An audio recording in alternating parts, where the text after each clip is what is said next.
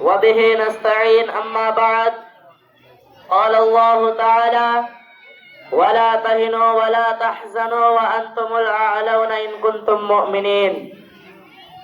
رہے ترنگا آنکھوں میں بھارت کا سمان ہونا چاہیے، رہے ترنگا آنکھوں میں بھارت کا سمان ہونا چاہیے، اس سوتنتر دیوس میں گنتنتر کا مان ہونا چاہیے. رہو کسی مذہب میں کسی بھی وطن میں تم، رہو کسی مذہب میں کسی بھی وطن میں تم، دل میں سب سے اوپر ہندوستان ہونا چاہیے. میرے پیارے بھائیوں، آج بہت ہی خوشی اور مسرت کا دن ہے، اور اس خوشی کے موقع پہ میں اپنے طرف سے اور تمام اساتذہ کرام کے طرف سے یہاں پر آئے ہوئے مہمانوں کو میں مبارکباد پیش کرتا ہوں. اہلاً و سہلاً مرحبا کہتا ہوں، ویلکم اور خوش آمدید کہتا ہوں. میرے پیارے دیش واسیوں، آج 15 اگست کی تاریخ ہندوستان کی یادگار اور اہم ترین تاریخ ہے.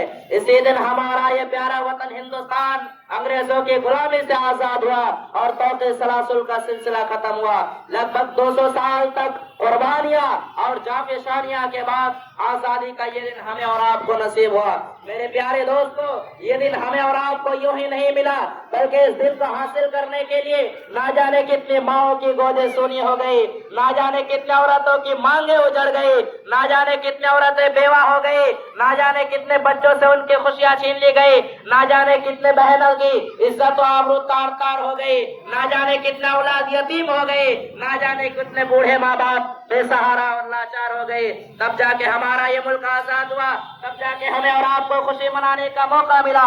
اسی لیے آج ہر ہندوستانی کو خوشی ہونی چاہیے اور اپنے وطن سے محبت کا اظہار کرنا چاہیے. دوستو، ہمارا یہ ملک ہندوستان جس کو ہمارے پرخوں نے اتنا خوبصورت بنا دیا تھا کہ اس ہندوستان کو سونے کا چڑیا کہا جاتا تھا، مگر انگریزوں کی ناپاک قدم جب اس چمن پر پڑی تو انہوں نے اس چمن کی خوبصورتی کو بدنما کر دیا. اور وہ اس طرح کی ایسٹ انڈیا کمپنی اور برٹش ایسٹ انڈیا کمپنی کو 1600 عیسوی میں بادشاہ جہانگیر کے دور میں ہندوستان سے تجارت کرنے کا پروانہ ملا. 1613 عیسوی میں انہوں نے سورت میں پہلی کوٹھی قائم کی.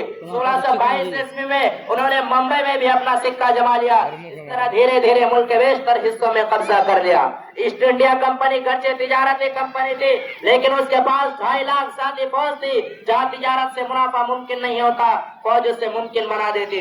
رفتہ رفتہ ملک کے گوشے گوشے میں انگریزوں کی عیاری سما گئی اور ہندوستان کے ہر ایک شخص کو ان ظالموں کا ظلم کا سامنا کرنا پڑا. کبھی تو ٹیکس بھرنا پڑا، کبھی تو جانیں گنوانی پڑی، کبھی تو چلتے ہوئے شہروں کو دیکھنا پڑا، کبھی تو ماں بہنوں کی لوٹی ہوئی عزت و آبرو دیکھنی پڑی، کبھی تو جیل کے سلاخوں پر جانا پڑا، کبھی تو معصوم بچوں کی چیخ و پکار اور سسکیا کی صدائیں سنائی دی، کبھی تو سسکیا کی صدائیں سنائی دی، کبھی تو گولیوں کے بوچھار اور بم کے دھماکے سننے پڑے. تاریخ شاہد ہے، اتہاس گواہ ہے، دہلی کے اندر کوئی ایسا درخت باقی نہ تھا جس میں کسی ہندوستانی کا لاش نہ لٹک رہا ہو. ان تمام ظلموں کا سامنا کس قوم نے کیا تھا؟ مسلمانوں. یہ تمام ظلموں کا سامنا جس قوم نے کیا تھا وہ قوم مسلمانوں کی قوم تھی، وہ قوم علماء کی قوم تھی. دوستو، اتہاس کے پنے پلٹ کر دیکھو، انگریزوں کے ساتھ سب سے زیادہ جنگیں کس نے لڑی تھی؟ اگر آپ اتہاس کے پنے پلٹ کر دیکھو گے، انگریزوں کے ساتھ سب سے زیادہ جنگیں مسلمانوں نے کی ہیں، سب سے زیادہ قربانیاں مسلمانوں نے پیش کی ہیں، سب سے زیادہ جانیں مسلمانوں نے گنوائی ہے. تقریباً 200 سال تک جنگ آزادی لڑی گئی، اس میں 100 سال تک صرف اور صرف مسلمانوں نے مسلمانوں کے علاوہ برادران وطن کے جنگ آزادی میں دور دور تک کوئی نام و نشان نہیں ملتا. مگر آج برادران وطن ہم سے ہماری وفاداری کا ثبوت مانگتے، ہم سے ہندوستانی ہونے کا سرٹیفکیٹ مانگتے اور اتہاس کے پنوں سے مسلمانوں کا نام و نشان مٹانے کی کوشش کرتے ہیں. اور کبھی وندے ماترم کے نام پر تو کبھی دھرتی ماتا کے نام پر مسلمانوں کو ڈرایا دھمکایا جاتا ہے. شاید ان کو یہ بات معلوم نہیں، ہم تمہاری دھمکیوں سے خوف کھا سکتے نہیں، ہم تمہاری دھمکیوں سے خوف کھا سکتے نہیں، ظلم کے آگے سر کٹا سکتے مگر سر جھکا سکتے نہیں. اور انہیں یہ بات بھی معلوم ہونی چاہیے کہ باطل سے دبنے والے یہ آسماں نہیں ہم، باطل سے دبنے والے یہ آسماں نہیں ہم. سوار کر چکا تو امتحان ہمارا.